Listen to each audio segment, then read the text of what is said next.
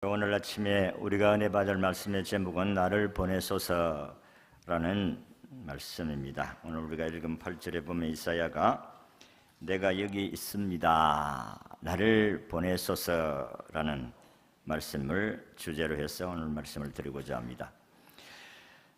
작곡가 이건희 씨가 우연한 기회에 아프리카에 가는 선교 동영상을 보게 되었습니다. 수많은 파리떼들이 앉아 있지만은 그 파리떼를 쫓아낼 만한 힘조차 없는 어린아이들을 지켜보면서 마음속에 큰 아픔과 고통을 느꼈습니다. 그리고 그들을 향해 달려가야 할 사명을 깨닫고 그는 이런 고백을 합니다. 자신의 몸이 뜨거워지면서 기도를 드리는데 환상을 보게 되었다는 것입니다. 눈부시게 흰옷을 입은 하나님 아버지가 자신을 모른 채 죽어가는 이 땅의 수많은 백성들을 보면서 가슴 아파했습니다. 독생자 예수님께서 성부 하나님께 간곡히 부탁을 합니다. 험한 산도 괜찮고 바다 끝도 괜찮으니 나를 보내달라고 하는 간절한 요청과 그때의 성부 하나님과 아들 예수는 한창 끌어안고 우는 환상을 보았다는 것입니다.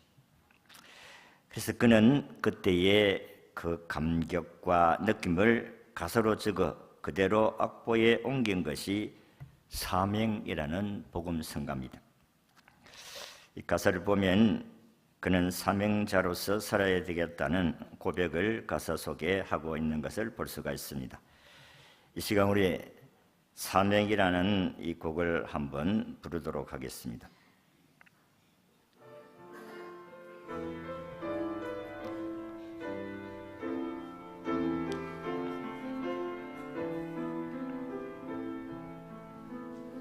주님이 홀로 가신 거니 나도 따라가오. 모든 물과 피를 흘리시 그 길을 나도 가오. 험한 산도 나는 괜찮소. 바다 끝이라도 나는 괜찮소. 죽어가는 저들을 위해 나를 버리길 바라오. 아버지 나를 보내주오. 나는 달려가겠소.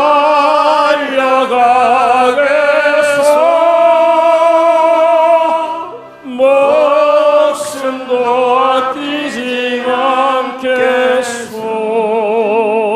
나를 보내주오. 이 1절만 부르겠습니다. 이 사명자는 환경과 여건을 가리지 않습니다.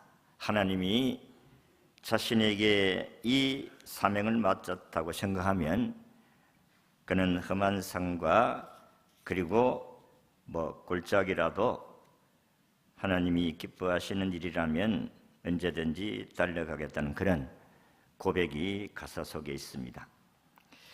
오늘 우리가 읽은 성경의 말씀은 유다 10대 왕이신 우시야 왕이 죽던 해라 그랬습니다. 그때 이사야라는 선지자에게 하나님의 계시의 말씀 환상으로 임하였습니다. 우시야 왕은 그 시대에 백성들의 기대에 어긋나지 않고 정치를 잘했습니다. 우상을 멸하고 하나님 앞에 성실히 행하여 나라가 태평성대를 이루었습니다. 그런데 사람이 참 그렇습니다. 내가 교만하려고 교만하는 것이 아니고 나라가 잘 되고 부강해지고 그러면 자기도 모르게 교만에 빠지게 된다 하는 것입니다. 그래서 우시야가 말년에 교만했습니다. 뭘 교만했느냐고 하면은 그 당시에는 제사장이 하는 일이 있고 왕이 하는 일이 있습니다. 그래서 아무리 왕이라 할지라도 제사장이 하는 일은 안 해야 됩니다. 그 제사장이 해야 될 제사 일을 그 성전에서 하다가 그는 나병에 걸리고 맙니다. 그는 격리되어서 평생 동안 거기에 살다가 그는 거기에서 죽습니다. 사실 우시야 왕은 그 시대의 희망이었고 그 시대의 어떤 놈의 소망이었습니다. 그런데 우시야가 죽고 나니까 그 나라의 희망이 사라졌다 하는 것입니다. 이제 막 아수르의 디글랏 빌레셋이라는 새로운 왕조가 다시 힘을 얻고 일어나는 그런 시대입니다. 그러니까 나라는 지금 우상 숭배로 하나님을 떠나고 나라가 위기에 처해 있을 때에 이사야는 나라와 자신의 운명을 비관적으로 생각하면서 성전에 들어갑니다. 그 이사야는 문제를 푸는 열쇠가 하나님께 있음을 알고 그 문제를 가지고 하나님께 나가서 기도하는데 성전에서 하나님이 임하시고 그를 만납니다. 이사야는 성전에서 하나님을 만나고 하나님의 음성을 듣습니다. 지하고로 물든 저 이스라엘 땅에 하나님의 말씀을 선포하고 저들을 돌이켜 하나님의 구원 역사에 이어갈 일꾼이 필요하다. 이렇게 말씀하실 때에 이사야는 누구를 보냈으면 좋겠는가 하나님이 말씀하실 때에 그는 두말할 것도 없이 하나님 누구를 보낼 필요도 없고 내가 여기 있으니까 나를 보내어 주소서. 하나님은 타락한 이 백성들, 하나님의 심판을 면할 수밖에 없는 이 백성들을 향하여 누가 가서 이 백성들에게 하나님 말씀을 전하고 회개하고 돌이켜 하나님께로 돌아오게 하겠느냐 하는 하나님의 질문에 이사야가 응답했다는 것입니다. 나를 보내소서. 한번 따라하겠습니다. 나를 보내소서. 자, 우리는 오늘 아침에 이사야가 무엇을 어떻게 행하였기에 나를 보내소서라는 고백이 가능했고 하나님이 어떤 점 때문에 이사야를 그런 사역에 소중하게 썼을까 하는 부분을 생각하면서 우리도 주님께 쓰임받는 성도들이 다 되시기를 바랍니다. 첫 번째는 이사야는 하나님의 임재의 은혜를 체험했기 때문이다. 하나님을 만나는 체험, 하나님의 음성을 듣는 체험을 한 사람이기 때문에 하나님이 그를 사용하신다는 것입니다. 이사야가 하나님의 임재, 다시 말해서 하나님이 자기와 함께 하셨다는 것을 체험하고 난 후에 그의 반응은 자신이 죄인이라는 사실을 깨닫게 된 것입니다. 자기는 그렇게 허물이 많고 그리고 자기가 죄인이라는 사실을 몰랐는데 하나님 앞에 자기가 서고 보니까 자기는 행편없는 죄인임을 고백합니다. 내가 하나님의 존재 앞에 서니까 내가 망하게 되었도다. 화로다, 하루다. 그렇게 말씀을 합니다. 내가 거룩하신 하나님을 배웠으니까 죽을 수밖에 없다. 그 당시에는 그런 분위기입니다. 하나님께 쓸 수가 없어요. 하나님을 보았다고 하면은 하나님도 너는 나를 보지 못한 나를 보면 너는 죽는다. 그렇게 말씀을 했기 때문에 이사야는 죽는 줄 알았습니다. 그런데 하나님이 이사야에게 이런 자비를 베풉니다. 그 천사들 가운데 한 사람을 그를 제단에 핀 숯을 손에 가지고 그 이사야에게 달려가서 입술에 대니까 그가 악이 제하여졌고 죄가 사여졌다 그랬습니다. 하나님이 이사야 허물을 용서해 주시고 그의 죄를 사해 주셨다는 그런 말씀입니다. 다시 말해서 새롭게 변화시켜 주셨다는 것입니다. 저나 여러분들이나 하나님 앞에 설 수가 없는 죄인입니다. 그런데 우리가 죄인이라는 사실을 잘 모르고 살았습니다. 그런데 거룩하신 예수님을 만나고 보니까 나는 행편없는 사람이구나. 나는 그래도 법 없이 산다고 어렵게 산다고 했지만은 하나님 앞에 서고 보니까 행편없는 죄인이라는 사실을 깨닫게 되었다 하는 것입니다. 그런데 우리가 내가 죄인이라는 사실을 깨닫는 순간에 주님은 내가 너 때문에 십자가에 대신 못 박혀 죽었다. 너의 죄를 속량하기 위해서, 너의 죄를 용서하기 위해서 내가 대신 네 죄의 벌을 받았다. 그렇게 하시면서 주님은 이제는 걱정할 필요 없다고 하십니다. 예수님을 받아들임으로 말미암아 저와 여러분들이 하나님께서 죄 없다고 해 주신 줄로 믿습니다. 참 얼마나 감사하고 얼마나 고마운지 나는 이것만 생각하면 자다가도 깜짝깜짝 일어날 수밖에 없습니다. 여러분 생각을 해보세요. 나는 예수를 믿어도 또 죄를 짓는데 주님은 네 때문에 내가 십자가에 죽었다. 그러니까 이제는 너는 죄 없다고 해준다. 하나님이 예수님 때문에 우리를 죄 없다 그래 주십니다. 그래서 우리는 죄인이지만은 용서받은 죄인임을 믿으시기를 바랍니다. 우리는 죄를 예수를 믿어도 지을 수가 있어요. 왜냐하면 우리는 신이 아니기 때문에. 그래서 내가 죄 지었다고 해서 지옥 갈 사람이 아니다는 겁니다. 왜냐하면 예수님이 십자가에 못 박혀 죽음으로 과거, 현재, 미래의 죄까지 다 짊어지시고 죽으셨다는 겁니다. 그래서 우리는 예수 믿는 것 때문에 하나님의 자녀가 되었고 천국 가는 백성이 되어진 줄로 믿습니다. 그러니까 우리가 감사하지 않을 수가 있겠어요? 그런데 잘못 생각하면 이제는 예수 믿고 천국 가는 티켓을 따놨으니까 아이고 이제는 개판치도 되겠다. 천만의 말씀입니다. 여러분 은혜를 받은 사람이 어떻게 개판치고 살겠어요? 그러니까 죄 안 지려고 노력을 하고 죄를 지어도 또 고치고 또 고치고 그게 신앙생활입니다. 그래서 이사야는 이 하나님을 만나고 죄사함의 은총을 체험한 이 이사야는 하나님께 누가 나를 위해 갈고 누가 이 타락한 백성들에게 가서 복음을 좀 전할고 이야기할 필요도 없이 내가 여기 있는데 나를 보내소서. 은혜를 체험한 사람은 누구든지 예수 그리스도의 복음을 듣고 담대하게 나가게 될 줄로 믿습니다. 아니 예수님 만났는데 예수님이 좋은데 왜 가만히 있겠어요? 성경에도 보면 군대 귀신 들린 자가 예수님께서 고쳐주었어요. 귀신을 다 쫓아내어 줬어요.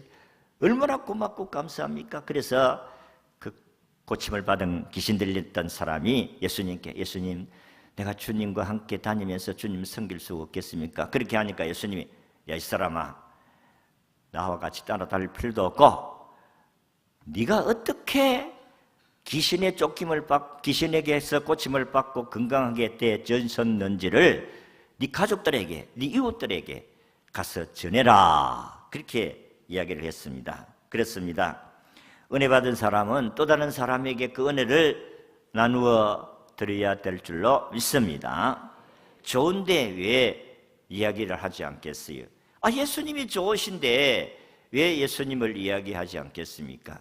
그래서 우리가 전도라는 것은 또 다른 사람들에게 예수 믿으라 하는 것은 예수님이 좋으니까 너도 믿어봐라. 너도 언젠간 죽는다. 죽으면 천국과 지옥이 있는데 지옥 갈래 천국 갈래? 다 천국 가야 되고 싶지. 천국 가려고 하면 예수 믿어야 돼. 죄 없는 사람이 천국 가는데 네가 예수 안 믿으면 죄 그대로 있어. 너는 지옥 간다. 우리는 예수님이 좋기 때문에 이 예수님을 통해서 구원받았기 때문에 이 예수님을 만났기 때문에 이 예수님의 음성을 들었기 때문에 우리는 예수님을 증거해야 될 줄로 믿습니다. 예수님을 음성을 어디를 통해 들었습니까? 성경을 통해서 예수님의 음성을 들은 줄로 믿습니다. 내가 너희들에게 생명을 주고 더 풍성한 삶을 위해서 내가 왔다. 그러니까 나를 믿어라. 예수님이 그렇게 말씀을 했어요. 예수를 믿으면 여러분들이 다 제사함 받게 될 줄로 믿습니다. 그러면 여러분들은 이제 천국 갈 자신이 있습니까? 없습니까? 자신이 있습니다. 이리 이야기해야지요. 자신이 있습니다. 예. 그러면 좀 우리는 하나님 앞에 어떻게 보면 좀 뻔뻔스럽기도 합니다. 왜냐하면은 죄를 짓고 허물이 있으면서도 천국 갈 자신이 있다 이래 하니까 우리가 어떻게 보면 뻔뻔스럽습니다만은 하나님이 예수 믿으면 죄 없다 그렇게 해주시니까 우리는 자신 있게 천국 가게 되는 줄로 믿습니다. 두 번째는 이사야가 나를 보내달라고 하신 이유가 하나님의 손에 붙들리기 때문이다 하는 것입니다. 오늘 우리가 읽은 말씀의 5절에서 7절의 말씀을 보면 이렇게 말씀합니다. 그때 내가 말하되 하로다 나는 망하게 되었도다. 나는 입술이 부정한 사람이요 나는 입술이 부정한 백성 중에 거주하면서 만군의 여호와이신 하나님을 배웠음이로다 하였더라. 그때에 그 서랍들 중에 하나가 부젓가락으로 제단에 잡은 바 핀수스를 손에 가지고 내게로 날아와서 그것을 내 입에 대며 이르되 보라 이것이 내 입에 닿았으니 내 악이 제하여졌고 내 죄가 사여졌느니라 하더라. 우리 주님이 그와 함께해 주심으로 말미암아 모든 죄가 다 사하여졌다 그랬습니다. 그러니까 한마디로 말해서 이사야는 하나님의 손에 붙들린 사람이다. 하나님의 사람이 되었다 그런 말씀입니다. 우리도 마찬가지입니다. 예수님을 통해서 제사함 받았다는 것은 주님과 함께 된 사람들이다 그런 말씀입니다. 우리가 아직 죄인 되었을 때 그리스도께서 우리를 위하여 죽으심으로 하나님께서 우리에게 대한 자기의 사랑을 확정하셨다. 우리를 어떻게 사랑하셨는가를 자기 아들 예수 그리스도를 희생시켜 주심으로 말미암아 우리가 제사함 받았다는 사실을 확인시켜 주셨더라 그랬습니다. 그래서 우리는 하나님의 손에 붙들린 자가 되어진 줄로 믿습니다. 주님과 함께 한 사람이 되었다 이 말이에요. 우리는 주님을 떠날 수가 없어요. 그 성경은 이렇게 이야기합니다. 너는 주님과 함께 붙어 있으니까 주님 떠나면 안 된다. 가지 잘려지면 안 된다. 그렇게 이야기했어요. 하나님, 예수님은 나무고 포도나무고 우리는 가지다. 가지가 열매를 맺는 것은 나무 둥지에 붙어 있을 때에 그게 뿌리에서 올라오는 수분을 영양분을 빨아 먹고 저들은 열매를 맺을 수 있는 것 같이 우리가 예수 떠나면은 아무것도 아니다고 있어요. 예수님 떠나면 우리는 땅에 선한 삶을 살아갈 수가 없다 그랬습니다. 주님과 함께 있으면 우리는 이 세상에 아름다운 열매를 맺게 될 줄로 믿습니다. 아, 저 예수쟁이구나. 야, 예수 믿으면 그렇지. 저렇게 착하게 살아야지. 예수 안 믿는 사람도 예수 믿는 사람은 착하게 살아야 된다고 알고 있습니다. 압니까? 모릅니까? 다 압니다. 그러니까 예수 믿는 사람은 안 믿는 사람보다도 좀 착해야 된다 그런 말씀 아니겠어요? 지금으로부터 약 1000년 전 영국의 런던의 어느 겨울에 다리 위에서 남아있는 노인이 앞에 모자를 하나 놔놓고 바이올린을 연주하고 있습니다. 노인은 바이올린을 연주하는 것은 한 푼 주세요, 한 푼 주세요 하기 위해서 구걸을 위한 바이올린을 켜고 있는 것입니다. 그렇다고 해서 뛰어나게 잘하는 연주도 아닙니다. 그러니까 그 앞에 노인 모자 위에는 동전 몇 개만 덩그러니 놓여져 있을 뿐입니다. 그런데 그 옆을 지나가던 어떤 신사가 걸음을 멈추고 노인에게 아이 어르신 바이올린을 켜는 것을 나한테 좀 줄 수 없겠어요? 그 노인이 아무 생각 없이 신사에게 바이올린을 건네줍니다. 이 신사가 바이올린을 조율하더니 바이올린을 켜기 시작합니다. 이내 아름다운 선율의 멜로디가 주변에 울려 퍼지기 시작합니다. 지나가는 사람들이 야, 이 아름다운 바이올린 소리에 저들은 매혹이 되어서 한 사람 두 사람씩 모여들기 시작합니다. 그리고 그 모자 위에 동전, 은전, 금전이 수북이 쌓이기 시작합니다. 그때에 많은 사람의 간증 사이에서 어느 한 사람이 이렇게 외칩니다. 야, 파가닌이다, 파가닌이. 파가닌이라는 사람은 그 시대의 최고의 바이올리스트였습니다. 근데 최고의 바이올리스트인 이 사람이 연주를 하니까 얼마나 아름다운 연주가 되었겠어요. 최고의 음악가가 최고의 연주를 했으니까 가는 사람들이 발을 멈출 수밖에 없었던 것입니다. 여러분, 노인이 가졌던 그 낡은 바이올린은 노인이 손에 잡혀 있을 때는 별 볼일 없는 악기였습니다마는 최고의 그 시대의 그 당대의 최고의 바이올리니스트인 파가니니가 그 바이올린을 잡아서 연주하니까 최고의 음을 낼 수가 있었다 하는 것입니다. 여러분, 오늘도 우리는 별 볼일 없는 사람인 것 같아도 예수 그리스도의 손에 붙들리면 최고의 연주자로, 최고의 아름다운 행복자로 이 세상을 살아가게 될 줄로 믿습니다. 아무런 능력이 없고 보잘것 없어도 예수 그리스도가 내 속에 거하시고 그분이 내 주인이 되신다면, 주님이 나와 함께 계신다면 어떤 환경 속에서도 우리는 아름다운 인생의 연주를 할 수 있게 될 줄로 믿습니다. 정말로 그렇습니다. 사도 바울은 세상에서 남부럽지 아니하게 살았습니다. 그는 종교인으로서 경건하게 살았어요. 그는 좋은 가문이고 학벌도 있었습니다마는 예수님 만나고 난 후에는 세상의 모든 좋은 것들은 다 배설물로 여겼다, 그렇게 말씀을 하시고, 나중에 그의 고백 가운데 하나가 나는 가난할 때도 있었다, 그리고 부유할 때도 있었다. 그런데 내가 가난해도 비겁하지 아니하고, 그리고 부유한 자가 되었어도 내가 교만하고 거만하지 아니했었던 것은 주님이 나와 함께 하셨기 때문이다. 빌립보서 4장 13절에 내게 능력 주시는 자 안에서 내가 모든 것을 할 수가 있었다. 여러분, 그렇습니다. 우리는 이 세상 살아가면서 사람이니까 서로 비교하며 살잖아요.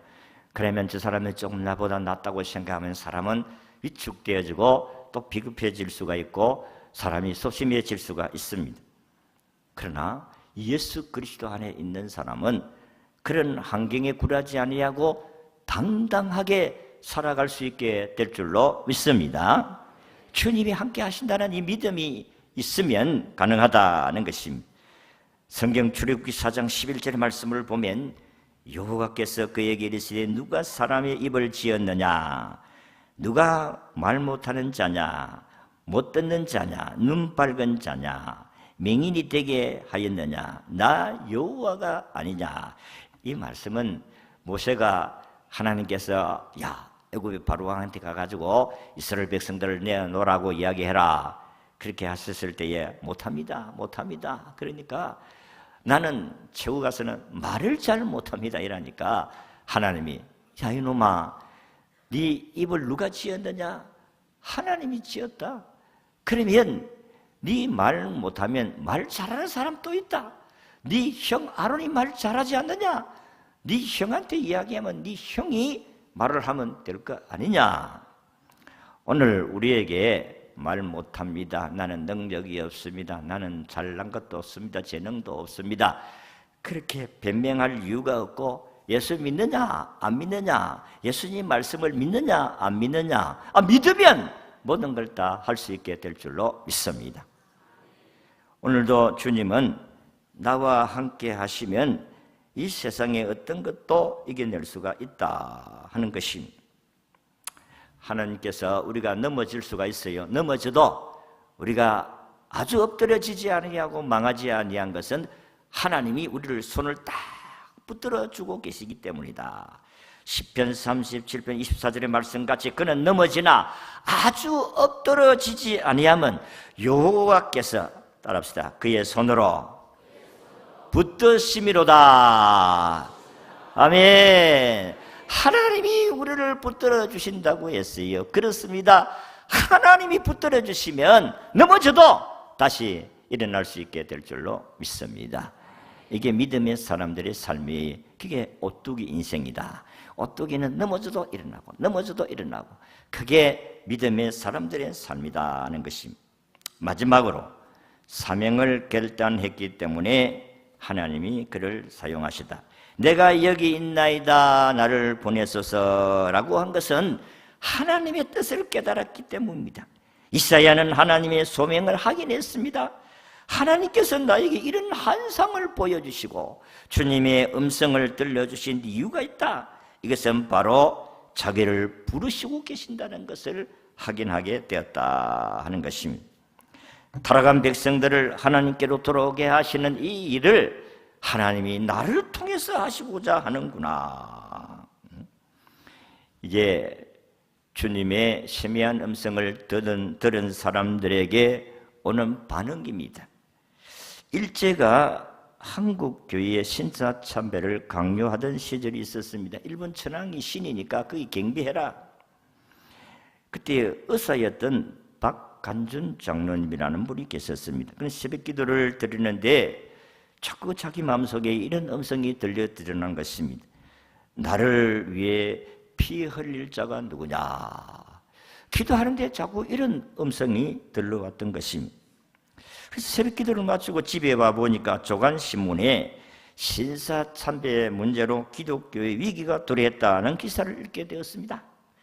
그래서 장로님은 하나님께서 자신을 부르신다는 사실을 깨닫고 그는 바로 짐을 싸서 서울로 올라왔습니다.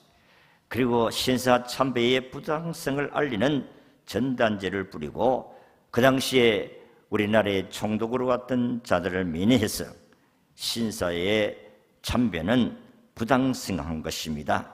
부당성을 경고하다가 그는 투옥을 당했고 결국 옥중에서 순교를 당했습니다. 여러분, 사명자는 오늘 환경과 어떤 여건을 배명하지 않습니다. 주님이 나를 보내시기를 원하신다. 사명을 깨닫고 결단하면 행동으로 옮기는 것이 사명자의 삶이다. 그래서 하나님, 누가 나를 대신해서 갈고? 그는 누구를 보낼 필요도 없습니다. 내가 여기 있으니까 나를 보내소서. 그렇게 이사야가 하나님께 대답을 한 것입니다. 어떤 어려움이 있어도 끝까지 주님의 뜻을 순종하겠다는 결단이 이사야에게 있었습니다. 실제로 이사야 선지자는 하나님 뜻에 순종하다가 가장 가혹하게 순교를 당했다고 전해지고 있습니다. 히브리서 11장에 나오는 거기에 믿음의 선진들 가운데서 톱으로 개임을 당하고 이런 말이 나오는데 그게 바로 이사야다. 사실 유대 랍비의 전성에 의하면 므낫세 왕 때에 우상 숭배의 부당성을 지적하고 이스라엘의 죄를 책망하다가 체포가 되었습니다.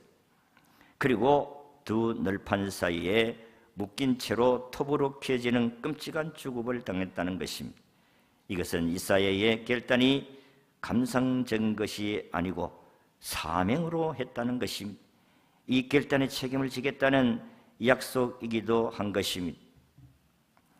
고난이 닥쳐오고 심지어 어떤 죽음이 닥쳐와도 반드시 지키겠다는 약속이기도 했기 때문에 그런 것입니다. 여러분, 지금도 나라가 어지럽고 혼란스러운 시대에 우리는 믿음의 결단을 해야 될 그런 시대라고 생각합니다. 기도하면서 하나님, 이 대한민국을 지켜주시옵소서. 주여, 이 자유 대한민국을 지켜주시옵소서.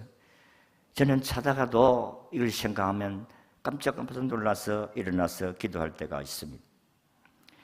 독일의 동독의 땅의 중부에 보름스라는 조그만 도시가 있었습니다. 여기에 옛날 독일 의회 터가 있었고 지금은 기둥과 흔적만 남았습니다. 거기에 말틴 루터가 당시 독일 의회에서 당당하게 종교 개혁의 뜻을 밝히고 사형 언도를 받았던 자리입니다. 그리고 그 자리 동판에 내가 여기 서 있습니다라는 동판에 기록이 새겨져 있습니다. 당시 기록을 보면 황제가 루터에게 마음을 돌리라고 회유했습니다. 그때 루터는 황제가 신이 아닙니다. 그는 유명한 답을 남겼습니다. 나의 양심은 하나님의 말씀에 사로잡혀 있습니다. 나는 아무것도 취소할 수가 없습니다. 왜냐하면 양심이 반대하는 것은 옳지 못하고 완전한 일이 아니기 때문입니다. 하나님, 나 여기에 서 있습니다 라는 기록이 남겨져 있다는 것입니다. 여러분, 시대마다 하나님께서 믿음의 사람들을 세워서 하나님의 나라를 건설해 가고 있습니다. 그러나 예수님의 재림할 때쯤 되면 믿음의 사람들이 많이 떠난다고 성경이 이야기를 했습니다. 예수님께서 산상봉헌의 마지막 결론은 너희들이 좁은 문으로 들어가라. 넓은 문으로 들어가는 사람들이 많다. 그렇게 말씀을 했습니다. 믿음의 길은 좁은 길입니다. 좁은 문입니다. 이 길을 가려고 하는 사람은 많지 않습니다. 누가 힘든 예수 믿으려고 하겠어요? 누가 어려운 일을 하고 싶은 마음이 누가 있겠습니까? 여러분, 전도하는 게 쉬운 일이 아니잖아요. 목사이지만은 전도하고 싶은 마음이 즐거워가지고 기뻐하고 솔직히 말해서 그런 것은 아닙니다. 주님이 나에게 맡겨주신 사명이니까, 예수 그리스도를 통해서 구원받은 사람이니까, 나는 이 사실을 이야기해야 될 사람이니까 목숨 걸고 이 일을 해가야 된다는 것 때문에 사명으로 일하는 거예요. 한란의 밤이 다가올 때에 루터가 황제가 신이 아니다, 그리고 일본 천황이 신이 아니다, 일본 일제시대 때 믿음의 성도들이 우리는 그 앞에 절할 수 없다, 하나님 앞에 경배지 다른 어떤 것도 절할 수가 없다. 사람이 신이 아닙니다. 하나님만이 참 신인 줄로 믿습니다.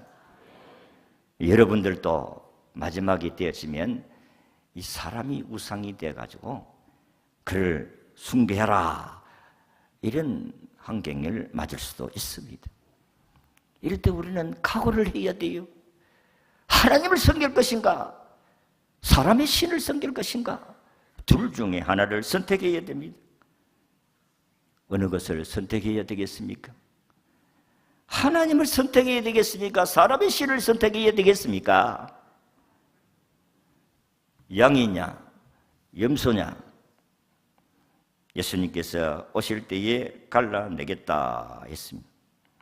일제시대 때에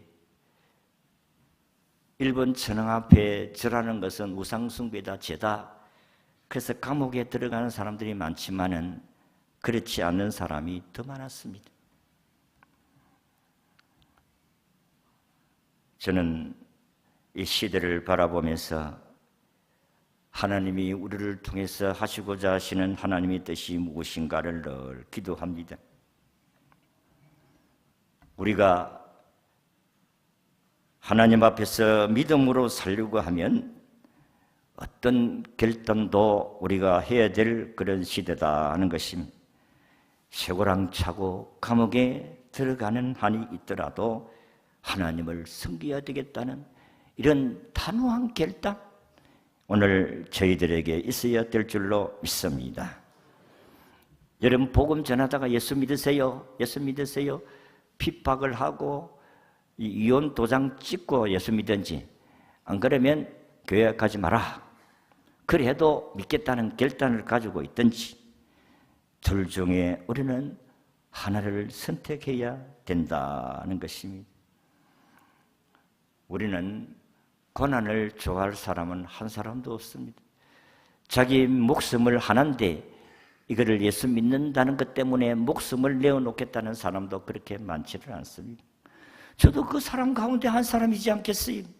그러니까 주님이 도와주지 아니하고 주님이 함께하지 아니하시면 아무리 결단을 해도 그 결심을 행동으로 옮겨갈 수가 없다, 그런 말씀입니다.